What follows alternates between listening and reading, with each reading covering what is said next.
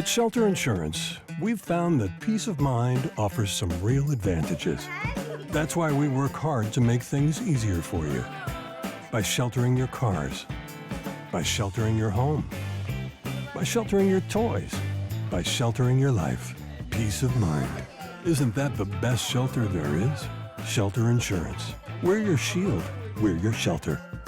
Ask Shelter Agent Mark Manning about Shelter's competitive insurance rates.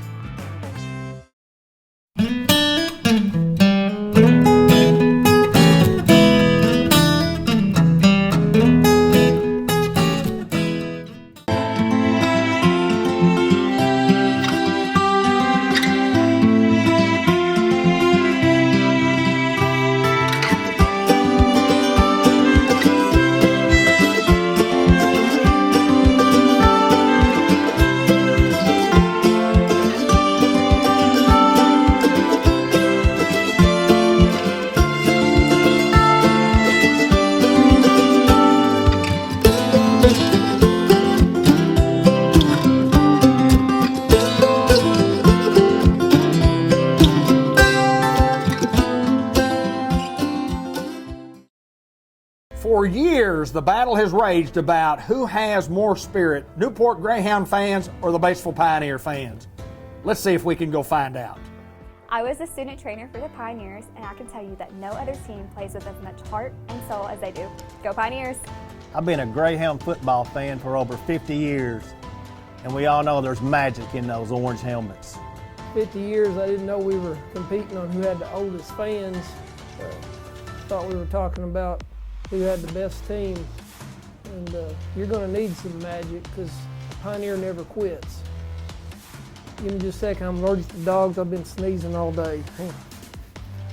Yeah, Pioneer never quits. Greyhounds have the best fans because we keep the tradition going from generation to generation. Go Hounds! The Pioneers have my heart, and the coaches dream of this game all year long. Yeah, they're dreaming about winning. I was a Pioneer cheerleader, and I know the Pioneer fans are always on point. As a former Greyhound lineman, I learned that Newport fans and the players always have each other's back. I'll pass on being anything other than a Greyhound. While this score may never be settled, one thing is for certain. Both have limitless enthusiasm for their teams and their towns. And at the end of the game or the workday, we are not divided by our differences, but united by our passions.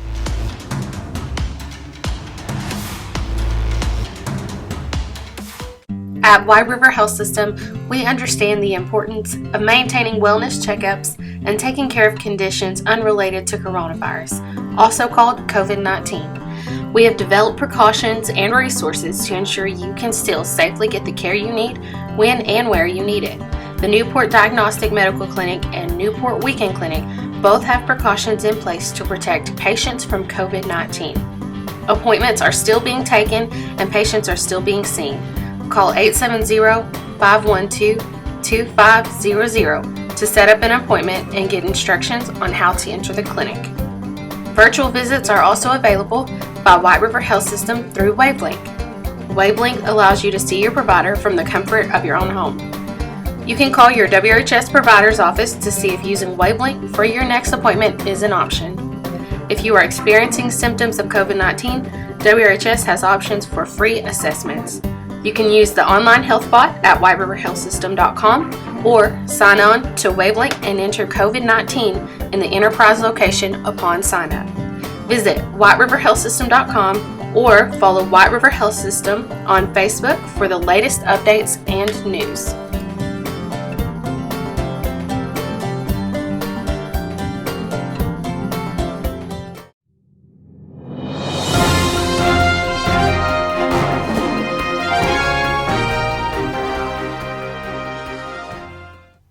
And we get to visit with Mr. Ted Hall from the White River Area Agency on Aging, the Executive Director, and we are doing our social distancing as we should be. And we should be. Hey, we hadn't, we've done a couple of shows and we hadn't said anything about this. I'm going to say something, Santa Claus. I'm going to say something. I'm just going to say I just got a little lazy about shaving, but I'm going to keep it. I used to have one a long time ago, but it wasn't gray, so... I'll probably Well, what happened? I'm probably going to, I don't know, but I'm going to probably get rid of this. I like the beard. But I anyway, like the beard. How are you, sir? Well, I'm good, good. You know, we're just in crazy times right now. We are. And, you know, the biggest thing when you talk about any time that you have a crisis, it kind of shakes us up. You know, a lot of times we just run on automatic, you know, and when we do that, we assume things. We assume our jobs, our family, our friends, or whatever. And so sometimes when you get yourself in a crisis that we're in right now with this virus, it kind of makes us stop and think. And I think that's a good thing. But yet it does make things a little different for us, and it certainly is for us at White River Area Agency on Aging. An example would be that, David, is as we are our age when they go into a home, we have a protocol, and they have to check off, make sure they've done certain things, whether it's washing their hands or whatever it is, their gloves or whatever, if it needs to be, and those kind of things. But that's just sort of the times that we're in. So we just have to take care of business right now. And I think that's what the country is trying to do right now. Even though we're in upheaval, I think it'll settle down. But we got to deal with what we've got. And so that's what we're doing at the Area Agency on Aging. We're continuing to serve people. We've been here every day. We were listed as essential services. Sure. So I think the governor has done a great job in notifying and keeping us informed about what's going on with the virus.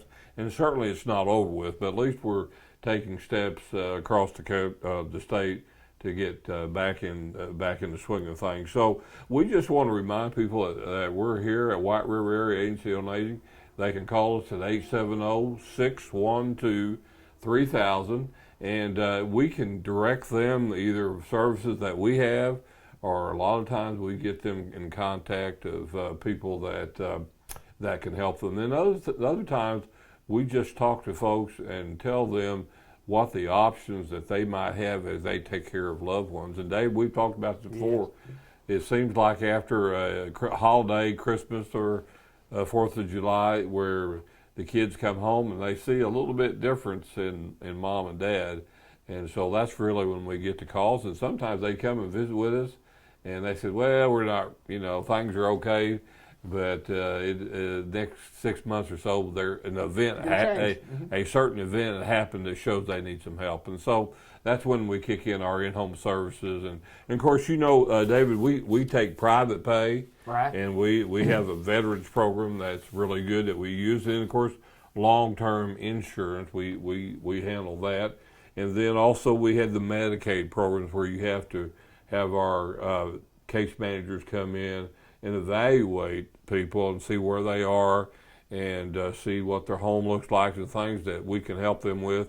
And then we help them with the paperwork as far as the Medicaid is concerned. So, we've been around over 40 years. Oh, absolutely. And in-home services is our biggest group. We have about 600 aides that are out in homes right now throughout our 10-county area. And of course, we have Eagle Mountain Assisted Living. Mm-hmm. And of course, we have Ticket to Work programs. We have foster grandparent, old ombudsman programs. So we have lots of things that we do at the Area Agency on Aging. But the biggest thing that we are an advocate for the seniors. And I spend time in Little Rock. I spend time in Washington, D.C. because those folks really do want to know what's going on with seniors. And we've been doing that for a long time. And you talk about 40-something years, and then over the course of that 40-something years, you have people who were not in this group for senior care, and then all of a sudden, 10 years later, there's a different group, and 10 years later, there's a different group. So we're dealing with different groups of people as we go, and even since you've been here in the short stay that you've I hadn't been here all 40 years. No, I've been in the short stay that you've been here. I understand you're absolutely right. And really it's kind of a neat thing, David, for me, because, I've was in the school business a long time, so I've just seen kind of generation come forward, and I've been part of that. There you go. And now we're helping seniors. So we want to continue to do that.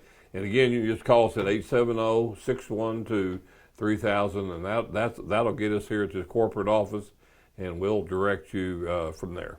Well, we're taking care of seniors. That's what we do in a 10-county area, as Mr. Ted says. We've been doing it for a long, long time. And if you need our services, please, call that number. And, if you need the help, we'll try to get you the help. We'll provide the help. If we can't provide the help, we'll try to get you to somebody that can provide the help to you. Absolutely. Mr. Tad Hall, he is the executive director of the White River Area Agency on Aging, and they take care of a lot of folks in a 10-county area. Thank you, my friend. Thank you.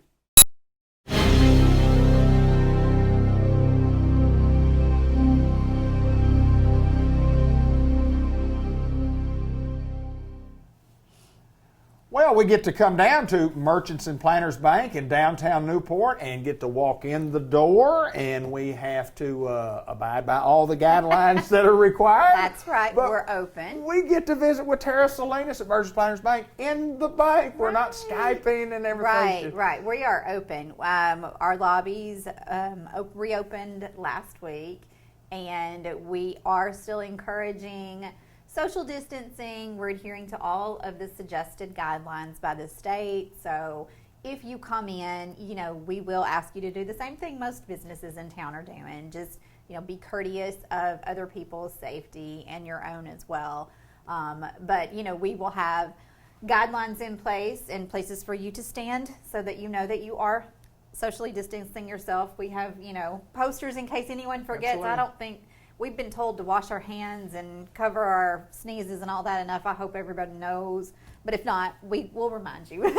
But we're back open, and we have missed our customers. We've missed that personal contact that we love, that we hold ourselves in high regards for here. Sure, it's one of our the proud things that we have about being a community bank. So we're back open. Like I said, we're still encouraging people. We've seen a great increase in our online banking and our mobile app usage, and I think that's great. Sometimes, different situations require us to kind of go outside of our comfort zone or learn some new things, and so I think we've learned things, or customers have learned things. So there's a lot of positive that has come out of all of this. So we encourage people to continue doing your online banking. Call us if you have a need. We'll try to figure out how we can help you on the phone. It's been working really well lately. And so, like I said, we've learned to do business in a new way. I want to interject something here. We talk about online banking, and we've been doing that for years, and there's a group of people who are an age, like at my age, or sometimes a little afraid of the technology, and then all of a sudden a pandemic hits, and you go, I need to learn me some technology, and it's not so technologically advanced that we can't handle it. No, it's pretty easy. It's pretty easy. And we've been able to talk people through it on the phone. Sure. Are you seeing this? Can you see this? Let's work through it. So yeah, we've worked it out. We have worked it out. I mean, and the thing about being able to call somebody at your local bank, your downtown local bank, your bank out on, it's kind of important when you have someone that you can talk to. Yeah. We get a lot of phone calls or texts. We have people that contact us through our social media sites, message us and everything. So one way or other, you can get in touch with us, and we're here to help you. So thanks again to our customers for being so adaptable and for working with us and for keeping everyone here safe. We appreciate that. Well, not only the customers that have had to adapt, you folks that have come to work every day, y'all continue to do that. You continue to provide the services that we have to have. It's nice to have a local community bank that you can deal with. And let me just say, from the bottom of my heart, a heartfelt and just, I'm just inspired by the staff that we have here, because they show up, and most of them, the tellers, the customer service representatives, they're on the front lines. They're there, they're handling the money every day, and they are, they're not, should we come to work today, are we coming to work today? They are, we're going to be here early, we're going to be cleaning stuff early, we're going to stay late, we're going to clean that tube, every time someone touches it. And they're on it, and they're so resilient and positive that it's just, like I said, it's inspiring, and I just personally want to say, you guys are awesome.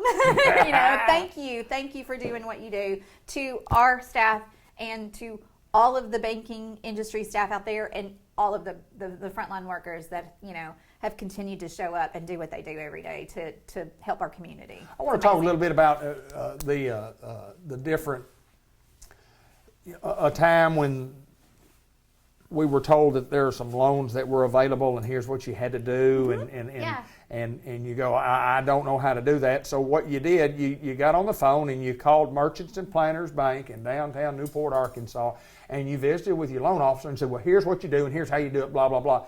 And it got done in most cases. Didn't get everything done. I mean, you can't get 100%, but let me brag a little bit about you guys to say, you took care of a lot of folks. You helped people through the process. We did, and I think and it helped businesses. Last time we talked, I did the shout out for our lending staff, and again commended.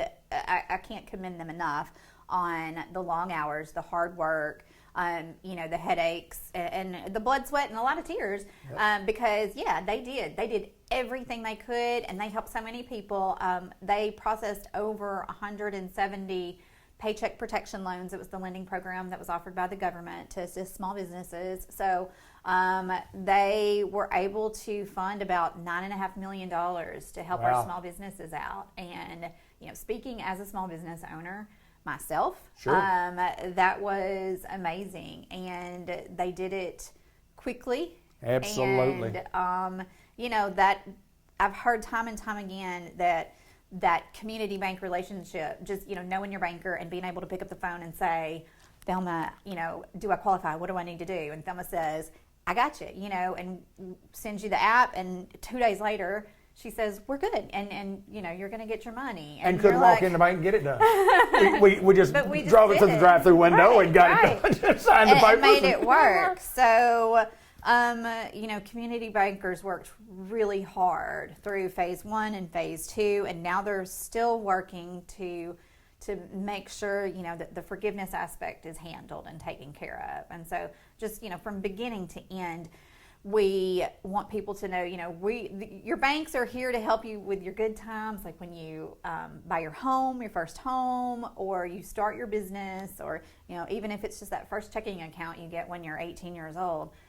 Those are good times. Sure. And those are the times we are proud and we love to be here for that. But banks are also here to help you in times like these where maybe, you're unemployed or you've been furloughed and you need a little more, assistance, and it's not so clear cut. Having that relationship with your Merchants and Planters banker is really going to come in handy during that time. Picking up the phone and saying, here's my situation, and your banker says, let's work this out. And so that's what we're here to do. So for any of you guys out there that need us, we're a phone call away. Let us know. Phone call, social media messaging, however you want to contact us now, we're available. Just let us know, because that's what we are here to do during these times. We do want to mention about a couple of things. The credit card, if somebody needs a credit card and you talk about needing a little help right here, great time to think about that and getting a credit card through Merchants and Planters. Right, and we have our credit card application is online on our website, so www.mnp.bank or mnpbank.com, either way. Just Google MNP Bank. Sure. And go online, and you can apply, online, submit everything, and, we'll get back with you soon on that. We've got a great interest rate. It's 11.95%. You're not going to see that out there in the big credit card world. Right. It's a really good interest rate. Not encouraging, I'm not encouraging everyone to go on a shopping spree, but if you need a little extra, emergency or, something cushion money, then I think a credit card is a great way to help out during these times. Or, I think about our savings accounts as well. Again, I know people are like, it's not the time to save, but people are getting some stimulus money, right? Some income that way, and instead of going through it all, I encourage people to save a little bit of it, because you just don't know what's around the corner. So be safe. Well, I appreciate you taking time to join us, Tara, and covering. Have we gotten everything covered that we need to talk about today? We'll catch the rest of it later. There's always more. More. Let me say this. There's a lot of things that we needed to talk about today. Most importantly is that Merchants and Planters Bank is here. We've been here through the good, the bad, the ugly, and times we're getting better. We're going to continue to serve the folks in our community the way we have for many, many years.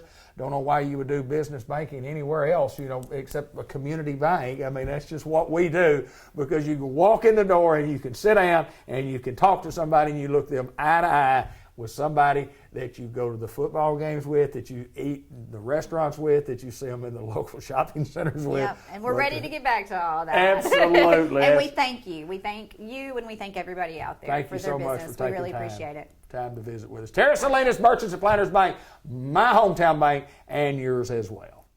You see success like the Loch Ness. I see the challenge and I say, man, I got this. But I'm picking at the problems and probably making it worse. I'm patching up the weakness before they hit that first. They want to get the riches, but they don't want to work. That laziness is basically a curse. And I just want it more, so I get it. I'm not playing, I'm not stopping. Your hurt feelings are not close to my problem. Get that money!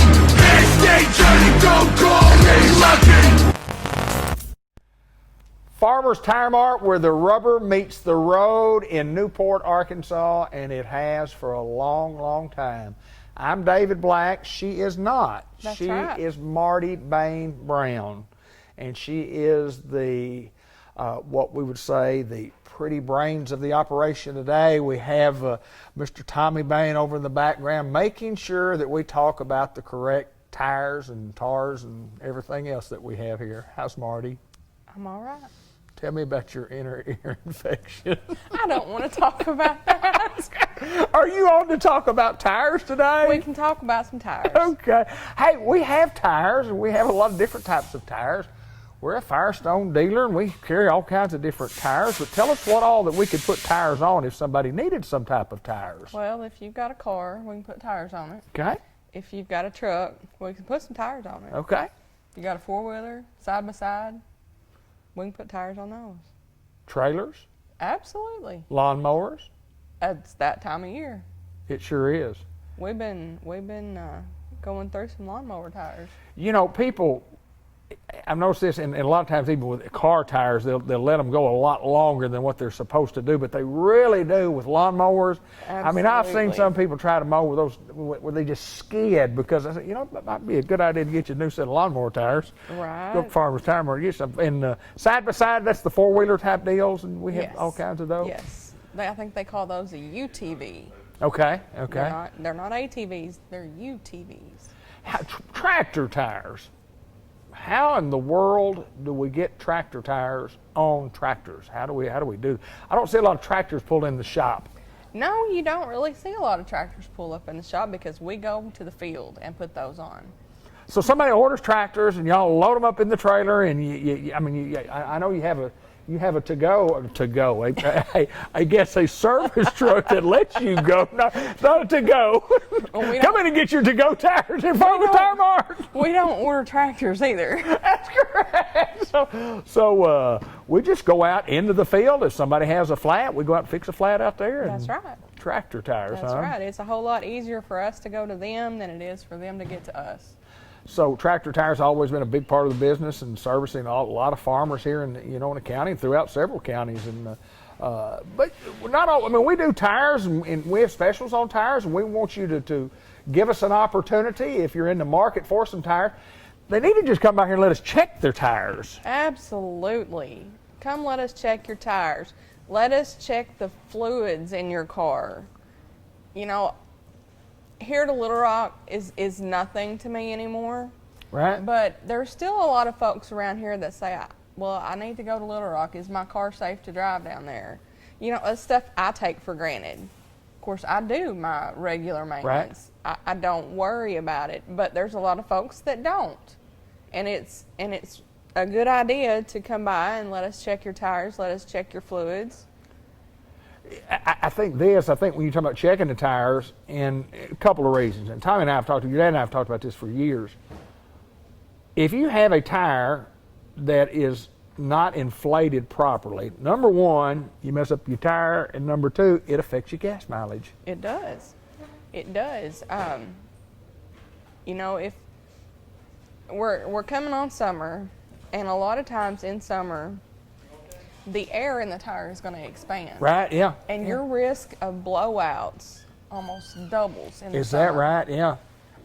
So that's something you always want to err on the side of caution, because you can't put a price tag on your family's safety. No, absolutely not. Absolutely not. And when it's hot like that, it does expand, and you certainly don't want to have a blowout. And you talk about the fluid levels in your car. Certainly when it gets hot and the engine becomes a little hotter, and we do that. We do all kinds of service. Talk about some of the things that we do for an automobile back in the service on a day-to-day basis. On a day-to-day basis, we do your basic oil changes. We do tune-ups, change spark plugs and wires, and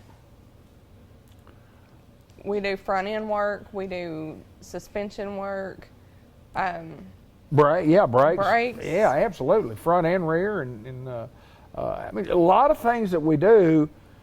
We're not just a tire shop. We're a service center. We are, absolutely, we are. It's called Farmers Tire Mart, but farmers drive regular trucks too. That's exactly right. They have to have the oil changed on them. They have to have brakes on them. They have to have alignments. They have to have struts and shocks and everything for a car. All that kind of fun stuff. That's exactly right. Yeah, whether you're a farmer or not, you got to have all that, don't you? Exactly. Farmers Tire Mart, who serves the public also. We serve the public, and we invite you by to come see us, and then come by and just check in. Give us a call. What's the phone number, by the way? It is 870-523-6735. 6735. It's in my phone as Farmers Tire Mart Tommy, Farmers Tire Mart Marty. So I don't know the number. I just know how to call them something. I punch the button and I get you all, so it's pretty neat. I'm David Black. She is not. She is Linda. She's Linda. She's Marty. This is Linda's daughter, Marty. We've had a great day trying to film today at Farmers Tire Mart, but I'm glad I had you along to get it done correctly. Thanks, Marty. You're welcome.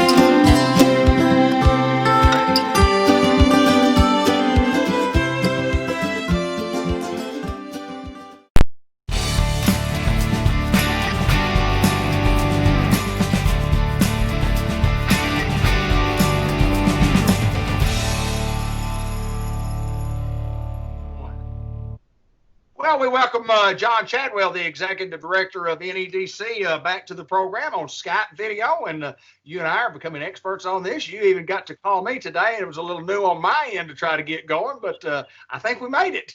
You know, I try to give you new skills, David. That's my job, to try to help keep you on top of things. Well, I know you have a lot of responsibility down there, and please don't take that responsibility on, because it would be an enormous one.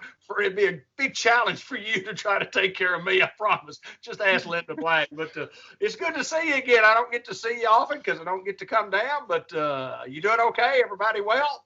Everybody's doing well. We're doing well in the office. I think our community has been very blessed over the last few months.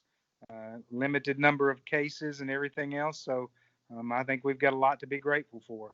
We also got the sales tax report for the month of April. And while a lot of communities have suffered, we were holding our own. We actually had a 6% increase. And I think a lot of people are staying home, doing their shopping, you know, using local restaurants and stuff rather than going out of town. And so while some places are having to look at making major cuts to services and things, I think based on what we've seen so far, that our city is going to be pretty fortunate in that regard. All of our industries seem to be doing well. They are all holding their own. They're having to go through a lot of new protocols, just like everybody else with folks working. But some of the things you're seeing in other parts of the state and the country where plants are having to shut down and things, we haven't had to face that yet. So we've been very blessed in that the damage to our local economy has been much more limited than damage to the state economy, and the damage to the state economy has been much more limited than the damage to the national economy. So, John, and I attribute a lot of that. Number one, you got a great leadership in place, which we do in those decision-making places. Just, you know, and we talk about it all the time at NEDC and the board. And then you got to have a good county judge. You got to have a good mayor. I mean, all of our county officials you just got to have good people in place. And then you got to have good people that you're working with. And I think we have both. I mean, we've got a great community here. Everybody that lives here loves it here. And then it just takes good people to make things work. Well, it does, and I think that we are very blessed with the diverse nature of our industrial base too. You know, right. we've got aluminum production for food processing. We've got steel for transportation. We've got food processing with shearers, and you know, and we've got a lot of other industries that have just a different niche that they feel in the manufacturing sector. So we're not like some communities where we're, you know, tied up in one sector, and if it goes up, it goes up, and if it goes down, it goes down. And so by being a little more diversified than some places, I think that's helped us as well. And our industries have been very proactive. The Economic Development Commission and the Chamber have both tried to put information out to local businesses about grants and loans and things they can apply for to try to help them make it through. And to try to just give information when we can, or if they call us and want us to find information, we try to find information for them. And so I think that, you know, that spirit of teamwork that you talked about is what's helped us a whole lot through this. And then kind of just the old Newport entrepreneurial spirit, you know, where you got the distillery downtown now making hand sanitizer instead. Right. You know, so you see some people adapting what they're doing. Several of our restaurants went to delivery and started selling groceries on the side rather than, you know, just what they had traditionally done. So people began to see, what could we do? You know, we can't do what we used to, so what can we do? Absolutely. To make it work.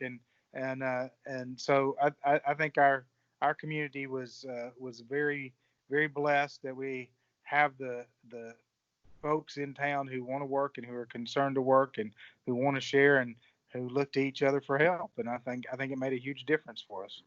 Help, the big word, and that's the word I was going to use. You know, a lot of folks reached out and said, look, I need some help. What can you do? What can you help us with? Kind of lead us in the right direction. And we know where we can find that help. And we certainly appreciate what you guys do downtown Newport there. But and talking about what's going on in downtown Newport, and if you haven't heard, you need to hear. We'll talk a little bit about the Monster Night series. It's already started. Big hit the last time. Kind of tell us about what's going on there. Sure. Our downtown revitalization group started 3 years ago, Monster Nights in downtown Newport, and it's a entertainment series. It'll have about 30 something events. It'll be June through the first week of November. Obviously, the COVID stuff has impacted us a little bit. We had Kids Fest last year. We weren't able to have that. Right. Somehow putting a bunch of kids in a bouncy house didn't sound like a good idea at this point. We had the art show where we had people packed into buildings looking at art. It would have been this coming weekend. We were forced to cancel that as well.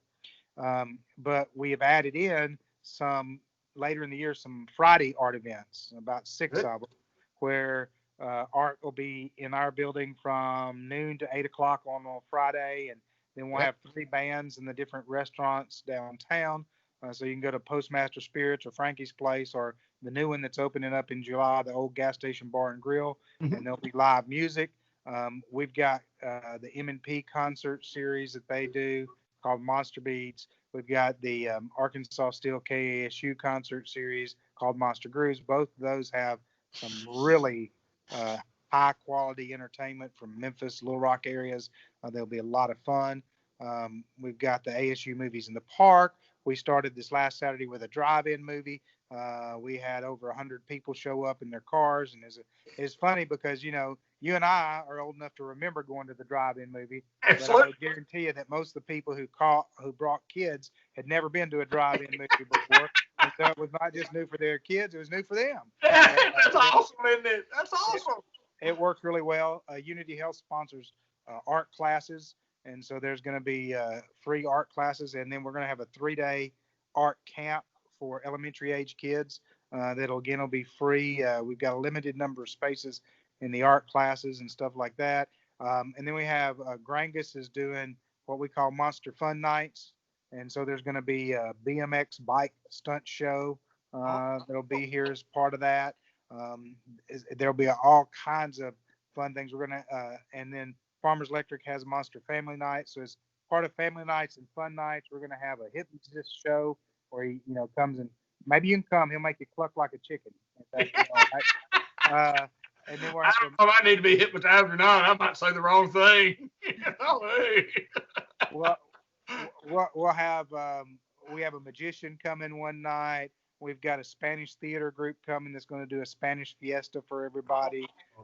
We've got a tap dancing group that's going to come and do a tap dancing performance. It's pretty amazing. And Arkansas Circus Arts is going to bring some acrobats and folks to town. So there's just going to be a ton of stuff. And if you go to @Monster Nights Newport on Facebook, @Monster Nights Newport, then you can sign up on Facebook to follow us, but all of the events have a page there. So you can see what they are, when they start, what the dates are. We also, if you want us to email you a calendar, we've got those in the office. You just let us know. We'll email you. If you want to call Crystal in the office and give her your name and your cell phone number, we're starting a text service. So that the day of the event, we'll text you a reminder saying, oh, remember, we have this downtown tonight. So that, because I've had a lot of people say, oh man, I wanted to come to that and I just forgot it was tonight. And we do forget, yeah. And so this text, we won't cover you up with text, but the day of an event, we'll text you and say such and such is happening tonight downtown Newport if you're interested. And the neat thing is it's all free, and we have got an amazing list of sponsors. We sent them out in an email today. We're going to put them on the Facebook page in the near future. But even with all of the stuff that's gone on with our economy and this crisis and everything else, we have the great majority of our sponsors have come back this year. They've given it the same level, and they want to see things happen because they realize that having things to do for families in town is part of our economic development effort. Because a huge part.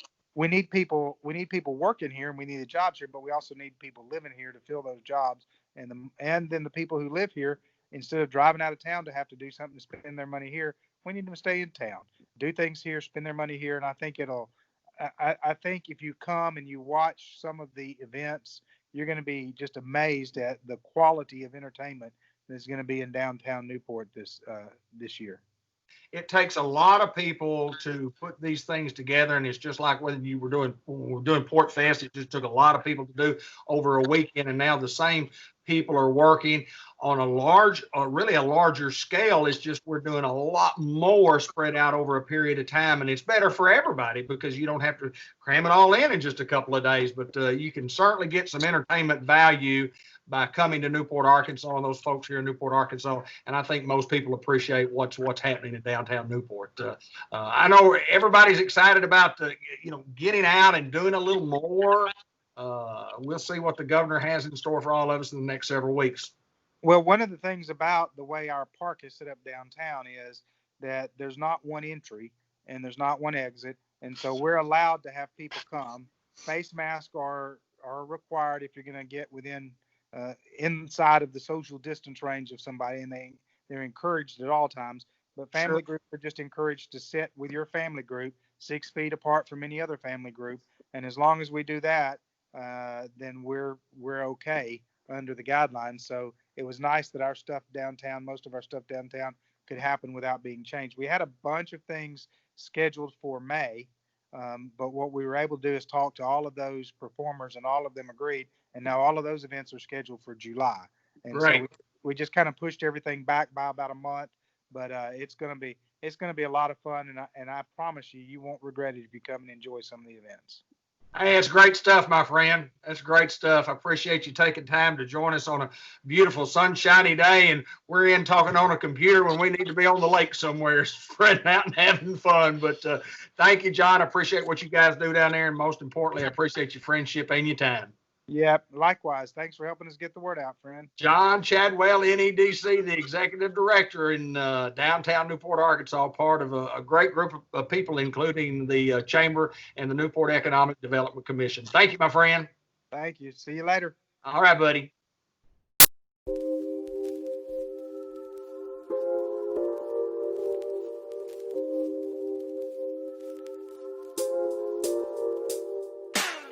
I invented Pro Boards about 3 years ago, and now it's come to the forefront because of the crisis that we have here in this country and all over the world. With the board, you can take it anywhere, you can get outside, you can get away from people, you can do all the training that you need. Any exercise, any place, anytime, you can knock it out. You have black bands, red bands, yellow bands, you have handles, straight bars, sliders, door attachment. You can do any exercise that you can put your mind to and get creative with. So we're really excited to bring this thing to everybody in the world.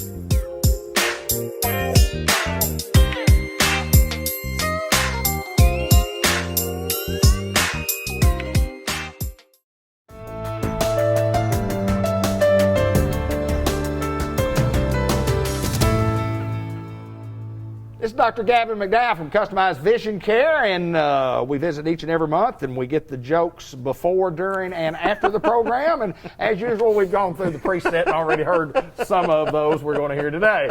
How is Dr. McDowell? I'm well, and yourself? I'm absolutely well. Good. Now, I was saying telehealth. Yeah, telehealth, very good. Earlier in part of the video that you didn't see, and I didn't quite get it right, so we cut it and we started again. So we want to talk a little bit about telehealth. Yeah. What is telehealth?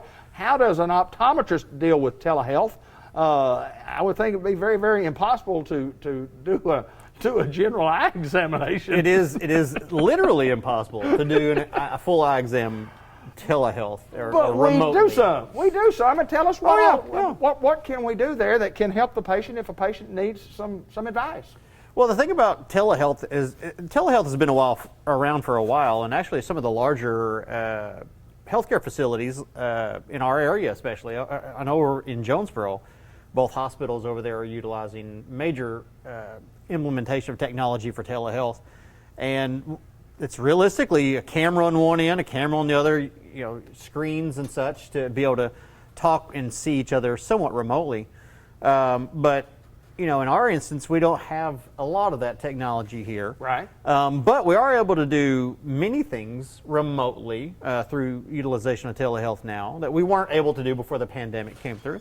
But for example, should a patient have a particular eye problem or issue that maybe they're in a high risk category, maybe they have pre-existing conditions, or they are just they are live with somebody who is in high risk, and they don't feel comfortable coming into the office to have things checked out that way.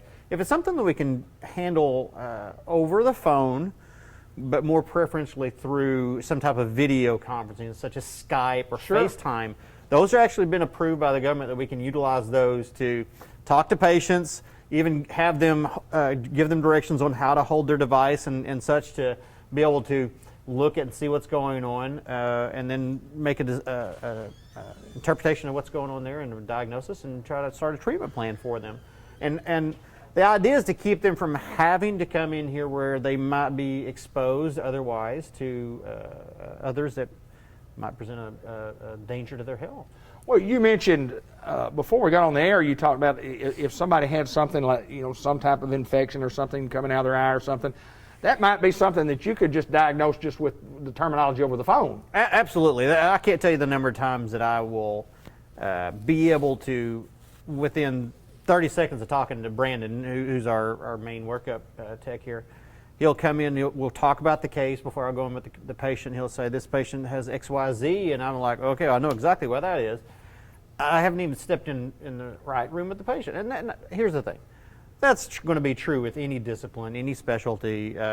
You can talk with most anybody at Unity Health, and they can look at a chart and know exactly what's going on before they even lay eyes on the patient. They can see the chart and walk in, it turns out it's a hippopotamus. Doesn't matter. This is what the symptoms are. This is what I know it is. But it realistically is one of those things that a lot of options have been opened up to our disposal to help mitigate exposure and potential for others to be exposed to things that they otherwise would not have to be. Right. Well, but we still encourage folks, because of what we do and following the guidelines in cleaning after patients and sterilizing the spots that need to be sterilized. We encourage patients to not come see your eye doctor when you need to come see your eye doctor. Right. Now, thankfully, and I will say it's such a blessing in this community that when we were given the green light to start back into routine exams, we picked up right back where we left off. Been trying to filter in a lot of the patients that were pushed off for the nearly 2 months that we were out. But yeah, we're able to get back in and roll now. We take a lot of steps to make sure we're not overcrowding, so to speak, in the office. We, like we talked last time, we are allowing one caregiver per patient to come in, and if they're not necessary as a caregiver, then we ask that you either leave them at home or wait in the car. But we are doing everything we can to make sure we have no more than 3 in the waiting room, if any at all, and we're running no more than 2 in the back. So we're keeping our numbers at a consistent 10 or less in the office. And we're big enough to do that. We're big enough to space out here. Very, very. It's spacious in here. We can almost. I think we're going to do roller derby at some point, but I mean that's on the weekends, and I can't. I mean, I don't want to get everybody's hopes up on that, but that's the plan. Well, off the subject of eye care and on the subject of roller skating, have you ever roller skated before? Oh yeah, roller skate. Are you kidding me? I'm a child of the '70s. Yeah. I think it was mandatory if you were born in the '70s. You have to have roller skated and gone to a roller skating rink. Oh, rink, yeah. That was my early childhood. Yes, sir. Of course, I'm originally from Corning, so there was a little bitty place, and it was a red barn turned into a skate rink, and it was called the Red Barn Skating Rink. Really? Where was it located? North end? Just north of Corning, and just right outside the city limits. Like I think I remember seeing it. I've been through there a lot. You're not going to see much of it anymore. It's gone, yeah. But I'm talking about down through the years and all my trips up there. I remember seeing that. Are you kidding me? Roller skating was the thing then. Are you a good skater? I was. Could you skate now? For a very short minute. And then I'll be right over to the orthopedic surgeon just to get something fixed. We've had a roller skate rink in Newport for a long time. It had different owners and open, closed, and it's an entertainment field that a lot of young people aren't using anymore. Right. And they're kind of hard to keep open. So I guess, is there a roller rink in Jonesboro? Is there? I mean, I don't know. I believe there is. Is there one still there? I believe there is. Yeah. And that shows how often I go to one now. Are you a bowler? I like to think anybody is a bowler. I mean, Well, no, I'm in like a bowler. No, if you put the bumpers up and you got that little, you got the trough where you get the ramp, whatever. I'm an awesome bowler with one of those. Can you break 100? I can break 100. Oh, yeah. I can break 100. How about, can you? Well, not very often. Most shoulders won't let me. But if I do get the bumpers, I think I can, because I can, I can angle that thing at one time and get right there in the pocket a little bit. But what does that have to do with anything that we're talking about today? Because you have to have good vision to do those things. What a segue into something. You see how we just turned that around? Hey, you have to have good vision to roller skate. You have to have good vision if you want to go play basketball and get in the, as I called it earlier, get out of the three-point line before they give you a violation. To the three-point lane. We encourage you folks, don't let your eye care, let it be in the forefront. Don't let it be in the forefront of what you need to do health-wise, because if you lose those things and I've lost one, it's not real fun when you only have one. Yeah. It's not real fun. And I make fun of the patients all the time, because I'll ask them consistently, why has it been so long since you've been in here? Oh, I just didn't get around to it. And I'm like, what is your to-do list like every day? Well, I'll see tomorrow, and so I guess I need to do this today. It's just, I don't understand it, but yeah. The vision, for me, obviously, vision's a big thing. How often should people come see you? Just for normal? Even if everything's perfect, even if you see 20/20, no glasses needed, eyes are healthy, no pre-existing conditions, realistically, you still need to you got to kick tires and check the oil every year. Right. Every year. Just like people go to the dentist every 6 months for a teeth cleaning. Right. But if every tooth of your head falls out, we can get you some false teeth, and they're going to work okay. Like I've said before, only thing off the menu then is corn on the cob. But if your eyes go out, it's a little different. The false eyes don't work like the false teeth. So. You don't see quite as well with false eyes as you do with the ones you got. Surprisingly, not really. So we encourage our fine patients out there to please, to come. Give us a call at 523-3333. I dare you. Oh, it's a challenge right now. And we'll set you up with a this mask about to get me. First 100 callers get an appointment. That's exactly right. And if you're 101, you'll get one too. We might make you two. This guy is Dr. Gavin McDowell, and he is a hoot. I enjoy coming to visit with him each and every month. It's fun. I feel better when I leave here.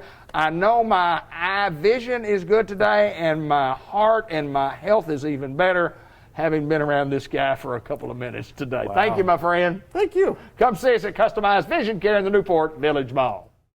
For years, the battle has raged about who has more spirit, Newport Greyhound fans or the Batesville Pioneer fans. Let's see if we can go find out. I was a student trainer for the Pioneers, and I can tell you that no other team plays with as much heart and soul as they do. Go Pioneers! I've been a Greyhound football fan for over 50 years. And we all know there's magic in those orange helmets. 50 years, I didn't know we were competing on who had the oldest fans. Thought we were talking about who had the best team. And you're going to need some magic, because Pioneer never quits. Give me just a second. I'm allergic to dogs. I've been sneezing all day. Yeah, Pioneer never quits. Greyhounds have the best fans because we keep the tradition going from generation to generation. The Pioneers have my heart, and the coaches dream of this game all year long. Yeah, they're dreaming about winning.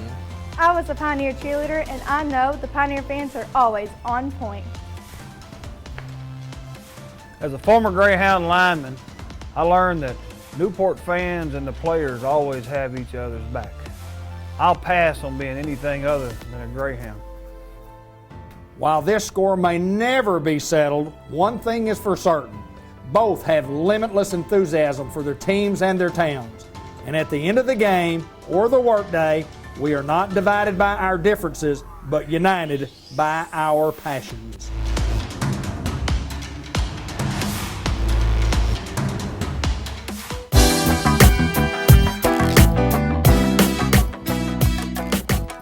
Hello everyone, and welcome to the June edition of the Farmers Supply Association Agriculture Report. I'm Randy Klepechka, agronomist with Farmers Supply Association. We're taping this program for June on June the 5th. I think a lot of things were going on. Really started Monday, so June the 1st, we've been really busy all week, a lot of things going on I've talked throughout the spring about how we'll get 1 or 2 days, to work, and then we get rains and several days out of the field. Well, we've actually got a good run of a week in so far this week, so a lot of things are happening with rice. There's actually still just a little bit of planting going on and maybe a little bit more to go yet still. We're also right in weed control season. As we get ready to flood these fields up, as this one behind us is already flooded up, but as farmers get ready to flood up, they want to make sure they're as clean as they can be as they go into flood, so we're worrying about that.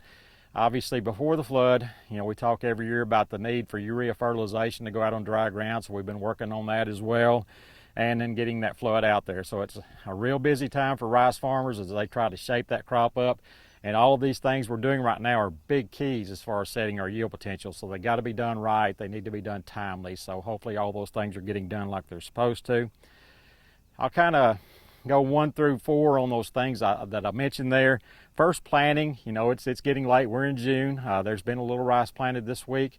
And actually, I think I've had questions about maybe still a little bit being planted next week if the weather will cooperate. So we'll just see how the weather goes and if these guys really do follow through and plant rice. I mean, it's not totally unusual to plant rice in that second week of June. So, we'll see how much is going to actually be planted. A lot of that depends on how much rain we get and everything like that. And talking about late rice planting like this, if you don't want to plant rice, I got a good excuse for you. If you want to still plant some rice, I got a good excuse for you. So, we can still make rice, a good rice at these late planting dates. We got to have a good fall, a good September really to help make that crop, but it can be done. I ran a DD50 program today looking at Rice Tech 753, the hybrid, and if you're going to be planting rice this late, I certainly think a hybrid is what you want to go with. But if you plant a hybrid and it emerges on the 15th of June, so if we planted Monday the 8th and it came up in a week, emerged on the 15th, the projected 20% moisture date would be the 19th of September. So, that's right at the borderline, and when sometimes we'll get a big cool spell about the 20th of September. So, we're right at that point. If we have a good September, you can still make a good crop. If we don't, if we have a cool spell in that first half of September, it could be tough to make that crop. So again, an excuse to plant, excuse not to plant, depending on what you want to do. Next thing I want to talk about is weed control. We talk about this a lot because it's so important. Bobby Huey, who's a retired extension rice specialist, always used to say you can't make a good rice crop unless you get all the grass out of there. So grass is number one on trying to control these weeds. Our residual herbicides have worked very well this year because we had so much rain to keep them active. But that rain has kind of gotten sporadic and less here lately, so those residuals are running out on this, rice that's still not flooded yet. So, rice weed control may be a little bit tougher here as we, kind of move into the late part of the season.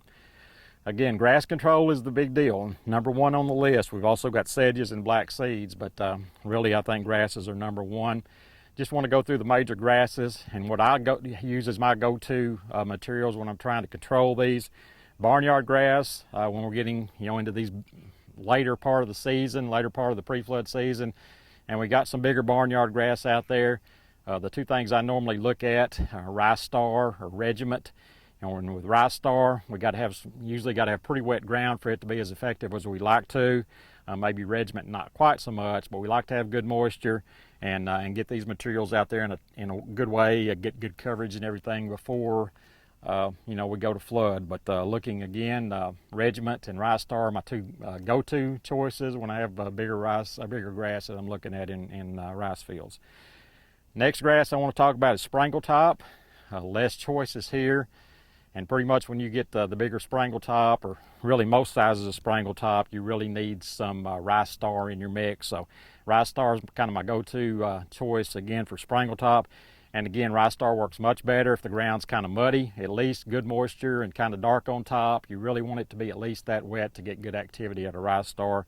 But again, Sprangle Top, go-to choice is Rice Star. Broadleaf signal grass. I'm going to talk about broadleaf signal grass and crabgrass. Both of these are a little bit intolerant to a flood. I mean, may not totally control them, but they can get suppressed in a flood.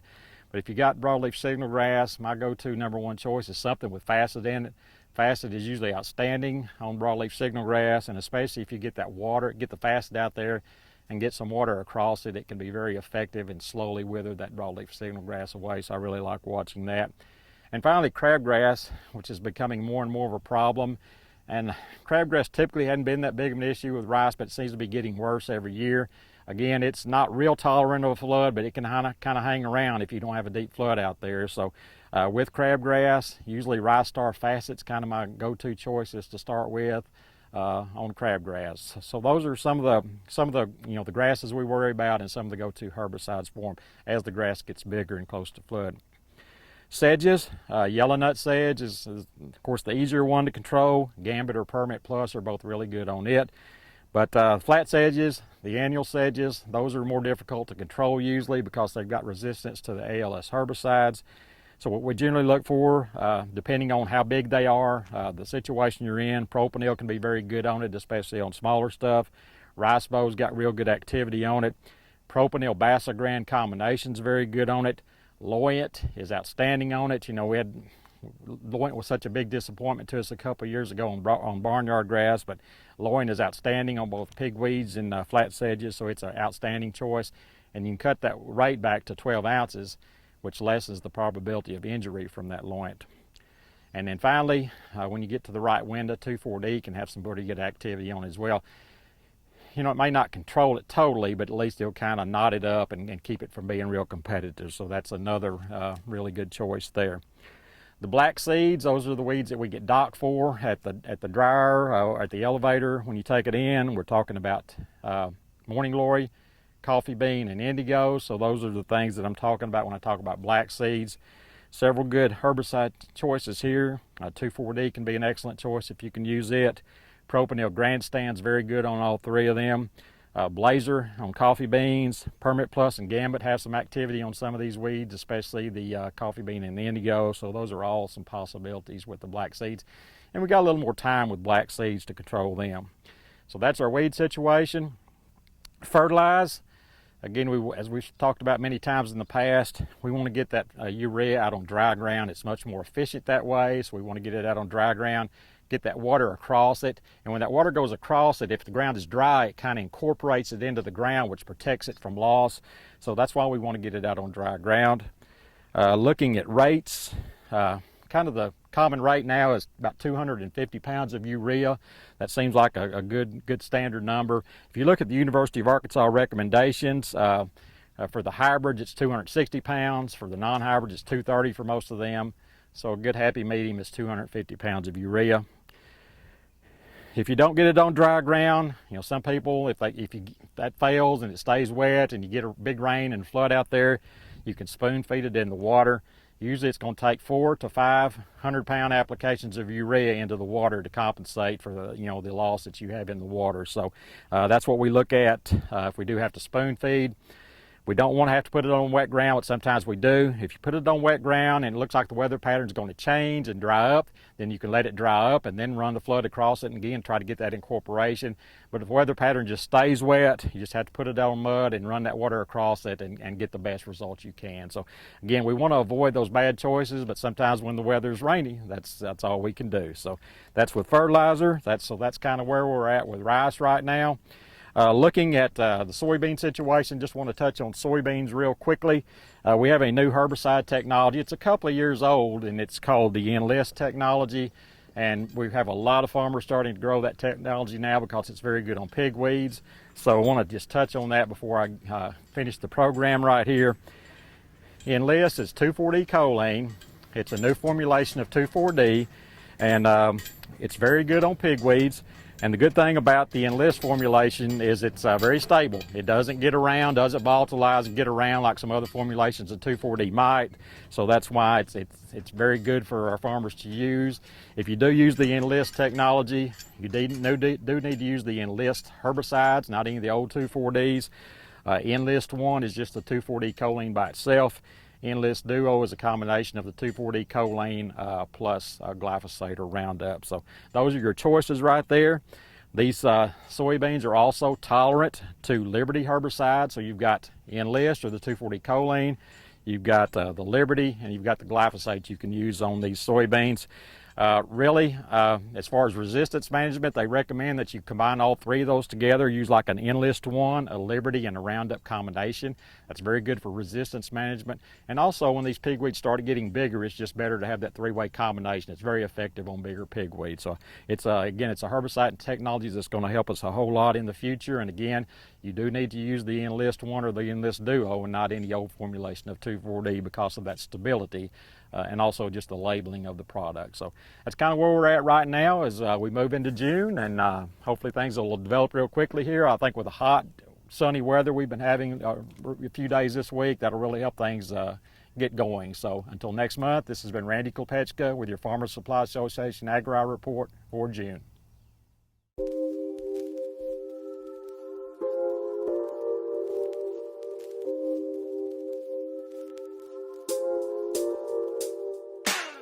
I invented Pro Boards about 3 years ago, and now it's come to the forefront because of the crisis that we have here in this country and all over the world. With the board, you can take it anywhere, you can get outside, you can get away from people, you can do all the training that you need. Any exercise, any place, anytime, you can knock it out. You have black bands, red bands, yellow bands, you have handles, straight bars, sliders, door attachment. You can do any exercise that you can put your mind to and get creative with. So we're really excited to bring this thing to everybody in the world.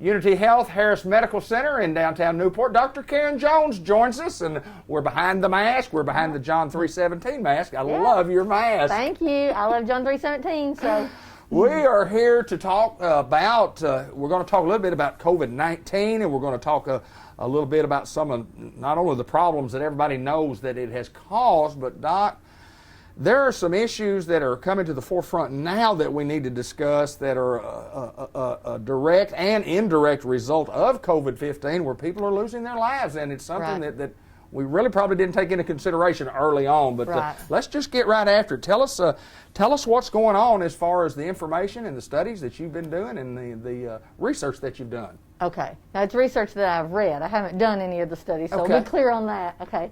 Anyway, when COVID-19 first happened, or we first became aware of it, there was this big push to keep everybody out of the hospitals, everybody out of the doctor's offices. A lot of doctor's offices that weren't necessary or immediately necessary were not open even for business. And so that kind of communicated to people, stay out of the hospital if you possibly can. I mean, the sick people are at the hospital, the sick people are at the doctor's office, and so that kind of set in this mode that led to, I think, people saying, I better not go to the hospital, I might get sick and die.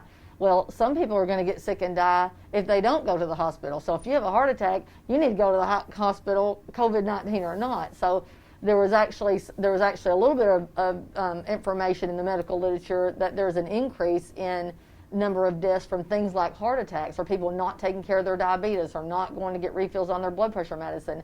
And the medical community feels like we're making accommodations for that, but I'm not sure that the public is all the way aware of that. So that's one thing I want to do in this little promotion, or whatever you call it, is if you have chronic medical conditions, you're less likely to die from COVID-19 if you take care of those. So go take care of your diabetes. Get out and get exercise. Quit smoking. Take care of your high blood pressure. Take your medicine. And so now the doctor's offices are open, and the hospitals doing a lot more procedures and kind of getting back to normal-ish. Not normal at all, but anyway, I think that kind of fear and that information led to people dying from things they wouldn't have to.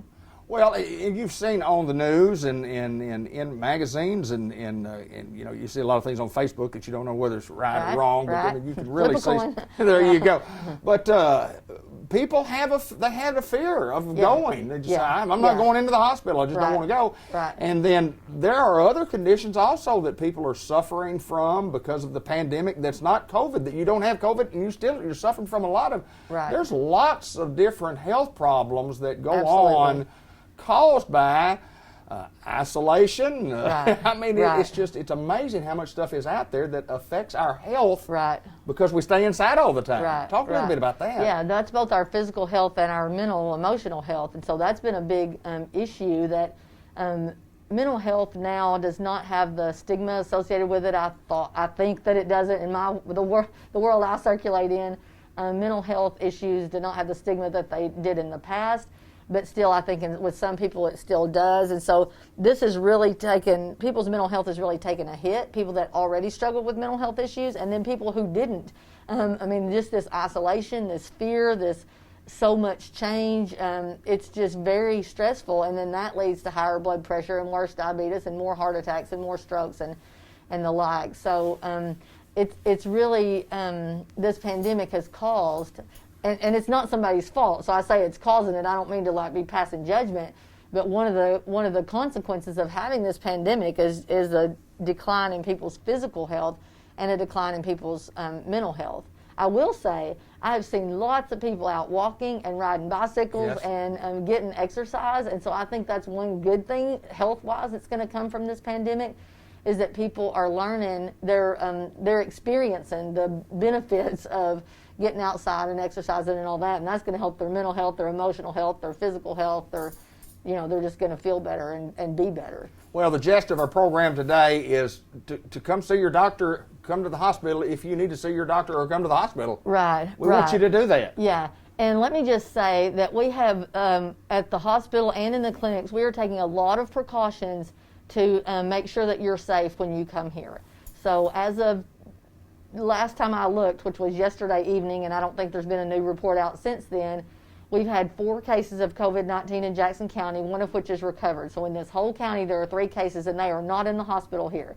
And so you kind of have to act like, on the one hand, you kind of have to act like everybody has it, and so not to put us in fear of each other, because our country's all, that's what some of this stuff going on otherwise in the country is about, is being afraid of each other. We don't need to treat people like they're contaminated, but we need to be smart about it and be appropriate. So, wear your mask. If you come to the clinic, to a doctor's office, or if you come to the hospital, you have to wear a mask. Your temperature's checked at the door. This is even if you go for a yearly checkup at the gynecologist, or if you go to the family medicine doctor with the whatever you go there for, sore throat, whatever it is. You get your temperature checked at the door. You get have to pass a screening questionnaire. You have to use hand sanitizer. You have to wear a mask. If you don't have one will be provided. Visitors are not allowed, just because we want to cut down on traffic.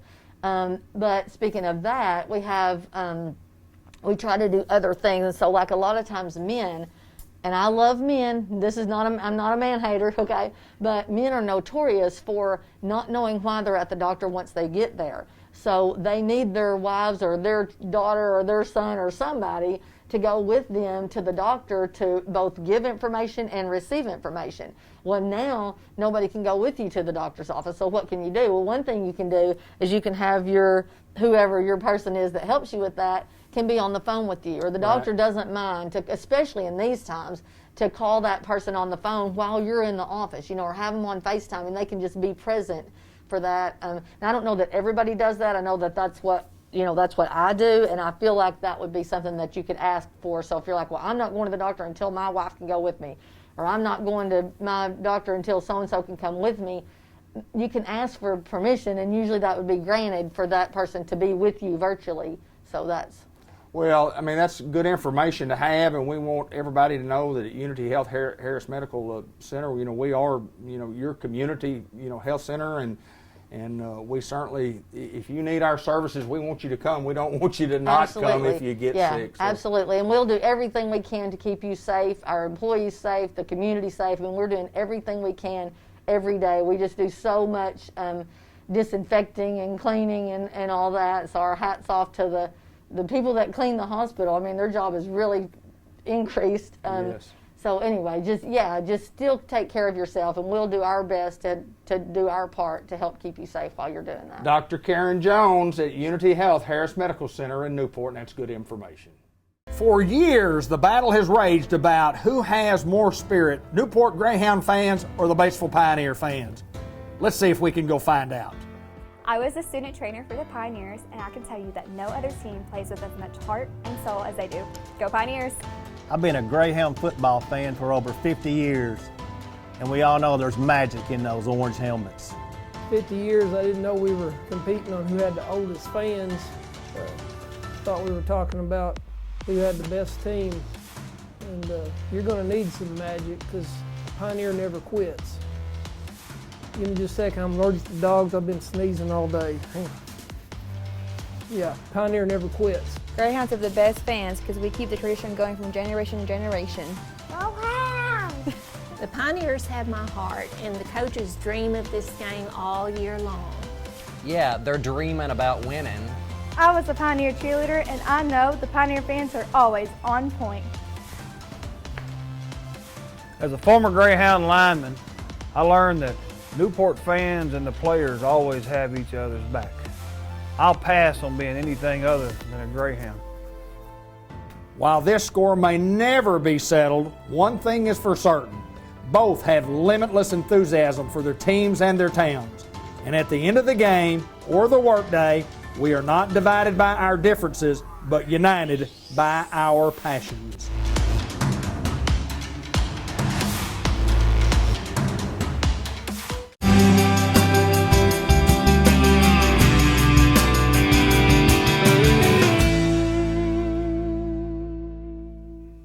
Well, my good friend Jay Cox from St. Michael's Place over in Pecan Street joins us once again in the, as we call, the Cable 15 TV studios. Welcome, my friend. Welcome. How are you, sir? Good to be here. Good to see you again. We are here to discuss some of the changes that we're looking forward to, moving forward with where we are in society, and especially at St. Michael's Place, and what we think is going to be some opening up procedures. But we'll just get right after it. Jay, tell us tell us the information that we have. Well, a lot of the changes that's going on in the long-term care industry is well, it's been different for a lot of us, and of course, nothing new that we haven't talked about before. A lot of the information that we're getting comes every day. Watching Governor Asa Hutchinson, he's bringing forth information daily, and I encourage people to watch his broadcast every day. He's very informative and brings forth a lot of information.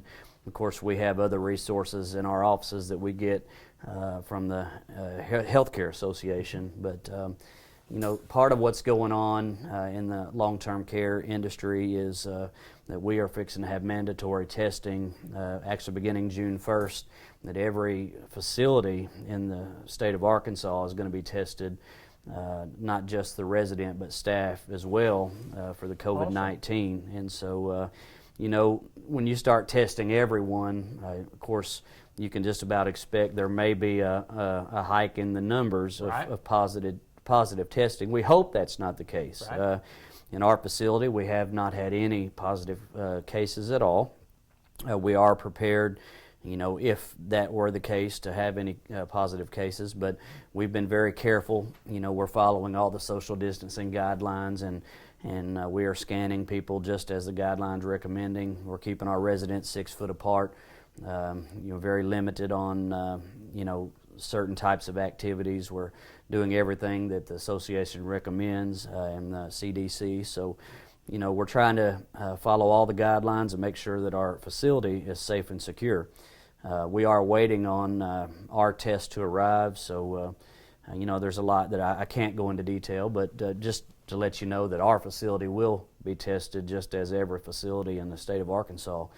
And so, nobody, I guess, looks forward to being tested. However, it's one of the less invasive testing, so and you get a quick result back. So everyone will be tested, and so you can expect probably a hike in the numbers across the state. But however, it will help us to know how to contain it and how to treat those, and so. It helps us to have a better understanding of where we are as a state, and so it's probably something that's needed.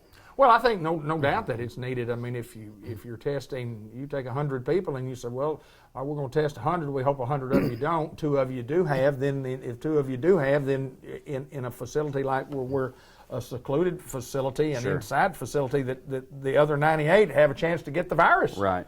Yeah, there's no doubt that would happen. But I mean, there's guidelines and regulations that you have to follow, and you mentioned you're doing all those. It's been different, Jay.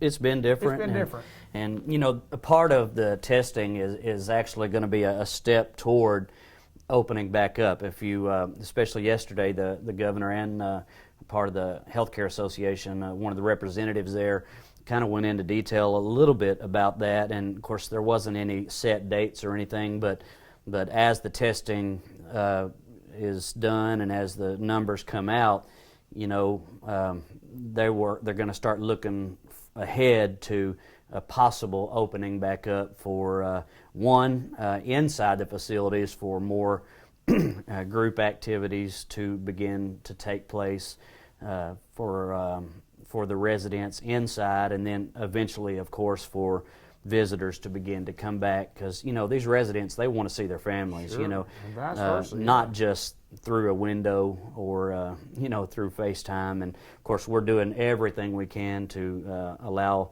the residents to talk to their families and see their families through window, through FaceTime, through innovative ways, the best that we can. And you guys are doing an awesome job of doing that, because I see a lot Sure. of it on social media. Absolutely. And we're trying our best, you know, to keep that open line of communication. And you know, it can really set in for things like depression. You know, when you're used to seeing your loved one on a regular basis, and then you cut off that regular face-to-face contact. Sure. You know, those hugs, those. You know, that hand-to-hand contact with a loved one, and then all of a sudden that cuts off. You know, anybody, no matter how old you are, you can get depressed. Absolutely. You know, because you miss your family, and so it's been a challenge to keep them entertained and to keep them busy, and even to keep that line of communication with family. And not only that, but inside the facility to also keep them separated. Absolutely. So, you know, even among friends inside the facility also have to stay separated. So not only are you limiting contact between family, but you're also limiting contact inside the facility, which is a safety, you know, it's for their safety. And so, you know, these are necessities to keep people safe and keep people healthy. And so, but all of this, you know, will eventually begin to gradually relax. The regulations will relax some, but you know, one thing is that I don't believe, and from what I'm hearing, is that it'll ever go back to the way it was before. Right. I believe these regulations will stay to a degree. Will stay, and you know, I'm not the decision maker on some of these things, but I believe from this point on, you'll always see more strict regulations. Sure. On that, yes. Entering in and out, probably even in the hospital realm as well, on visitors coming in and out and things. The COVID-19 has changed the healthcare industry, probably from here on out. But these testings will give the CDC and the Healthcare Association an idea on how to kind of open back up and allow visitors to come in and out. So you'll slowly start to see homes begin to allow those regulations to relax a little bit, and see those family members be able to come back. And it will probably be a lot like you've seen your restaurants, just a small capacity at a time. And the homes that have had the positive cases will probably not be able to open back up as quickly as the homes that haven't had any cases. And even at that, you know, those will probably have to be retested again and not have any positive cases before they will be able to open back up. So, you know, again, I'm not the final decision on those, but just from what we're hearing, you know, this is at least for family members that may be watching and those that are inquisitive, this is a step toward being able to allow visitors to come back. And again, we're still a few, probably weeks away, maybe but even it's coming. months away. But it is coming. This is a process, and our elders are our most vulnerable, and I'm glad they're not going to rush it. Right, right. Well, I appreciate you taking time to share the information with us, Jay. It's always a pleasure to get to see you. I mean, that's kind of the goal of what we're trying to do in this whole pandemic is get back to some normalcy. Yes. And that's what we're trying to do. Thank you, my friend. Yes, sir. Jay Cox, Good to be as here. always, from St. Michael's Place with wonderful information about our residents and our community, taking care of our residents right here in Newport, Arkansas. Thank you, sir. Yes, sir.